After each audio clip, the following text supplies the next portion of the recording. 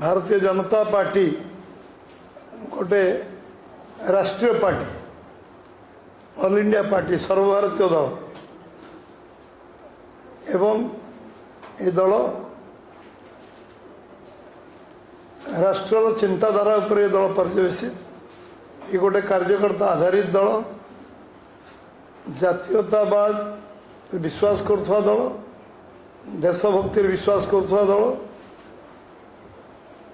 एवं राष्ट्रीय चेतना को जागृत करुवा दल ये दल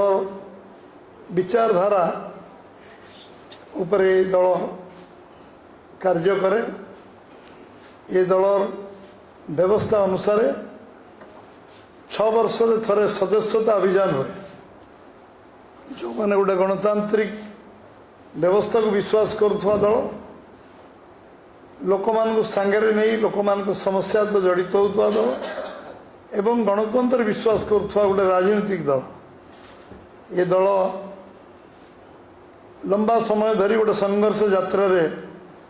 राजनीति जीवन रे गोटे भिन्न राजनीतिक मूल्यबोध युक्त राजनीति विश्वास करे एवं भिन्न स्वादर दल कार्यकर्ता आधारित दल एवं लोकों समस्या को नहीं लड़ुवा दल जे देश को प्रथम भाव समाज तापर आम दल तापर आमर व्यक्तिगत कार्यकर्ता चतुर्थ मु हूँ चतुर्थ देश सर्वोपरि देशपाई दल तुच्छ दल किसी नुह ये विचारधारा विश्वास करुवा गोटे दल से हूँ भारतीय जनता पार्टी ये गणतांत्रिक दल 6 वर्ष थरे सदस्यता अभियान करे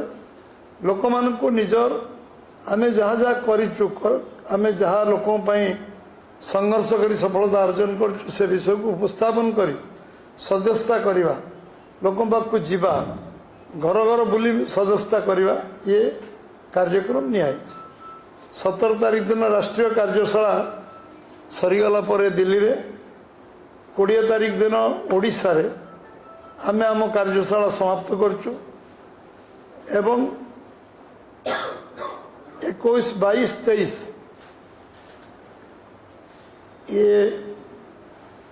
आमे 22, 23, 24 आमे जिलार कार्यशाला समाप्त करचु एवं 26, 27, 28 आमर मंडल स्तर कार्यशाला संपूर्ण होती आमे कार्यकर्ता जो माने कार्य रे पूरा 2 मास ऊर्ध लगे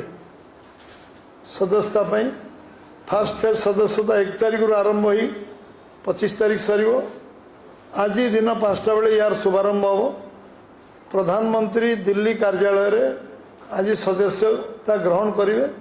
जगत प्रसाद नाडा आम राष्ट्रीय सभापति सदस्य ग्रहण करेंगे